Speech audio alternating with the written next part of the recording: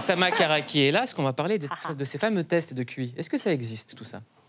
Bien sûr, ça existe. Et cette préoccupation, d'ailleurs, de comprendre ce que c'est l'intelligence et de comprendre pourquoi on est différent au niveau de nos performances, c'était une préoccupation historique. Déjà, dans le 19e siècle, les chercheurs se posaient cette question. Comment on peut expliquer que, par exemple, les hommes seraient plus intelligents que les femmes? Parce qu'il fallait bien trouver une réponse à cela. Donc, il y avait des techniques, par exemple, comme calculer la circonférence du crâne, qu'on appelle céphalométrie. Et donc, de toute évidence, les hommes blancs auraient quelques onces supplémentaires, ce qui justifie leur supériorité intellectuelle. Comme par hasard. Donc, alors, cette technique a été réfutée, mais bon, il y avait d'autres techniques qui attendaient dans les coulisses, trouver une bosse par là, une anatomie, quantité d'hormones, voilà. Et finalement, on arrive au XXe siècle et on espère que cette façon pernicieuse de regarder l'intelligence est derrière nous, mais avec l'avènement des tests QI, donc en fait, c'est commencé en 1904, un psychologue français, qui avait d'ailleurs des intentions très bienveillantes, de développer ces tests pour savoir qui sont les enfants qui ont besoin d'un soin particulier pour qu'ils puissent performer à l'école. Alors, il n'a jamais prétendu que ces tests mesurent l'intelligence dans sa complexité, ni que cette forme de chiffre que nous allons obtenir est un chiffre fixe, ce qui ne change pas avec la vie.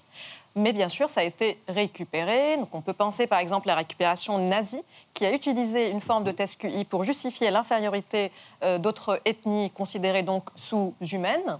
On peut penser à toutes les politiques de stérilisation de personnes, de femmes considérées avec un QI inférieur, parce qu'il fallait avoir une société faite que de personnes intelligentes. Et bien sûr, à la supposition que les enfants issus de familles riches réussissent à l'école parce qu'ils auraient, d'une manière innée, un QI supérieur. Donc, si on considère donc que historiquement il y a un passé qui est assez noir, est-ce que cela suffit pour qu'on puisse éliminer complètement la validité de ces tests? En fait, on peut les questionner déjà pour deux raisons. La première, c'est que l'intelligence n'est pas un trait fixe. Elle évolue. Donc, en fait, on sait déjà qu'en un siècle, nous avons gagné, en tant qu'espèce, 30 points de QI. Ceci est lié au fait qu'on est exposé au raisonnement abstrait que ces tests mesurent.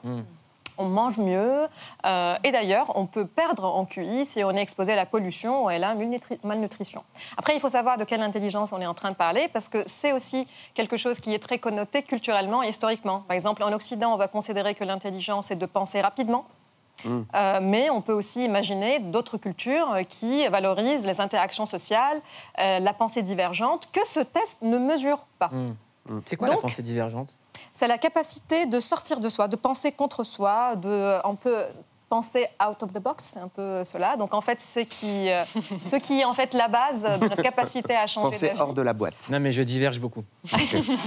Et donc après tout ce que je vous ai raconté, est-ce qu'il faut éliminer ces tests? On voit qu'ils sont chargés culturellement, qu'ils sont chargés historiquement, qu'ils servent à mesurer et à hiérarchiser les êtres humains. On peut leur trouver une certaine utilité. Puis on en a marre des gens sur Instagram. Je suis surintelligent, mon test de QI m'a dit que j'étais multi-6, chambé HPI de ouf. Donc il faut qu'on aille plus vers des personnes qui célèbrent la diversité, la complexité de l'intelligence humaine, au-delà de cette obsession que nous voyons de diagnostiquer, de classer les humains. Très bien. En tout cas, ne le dites pas sur Instagram si vous êtes intelligent, ça fera de vous un con.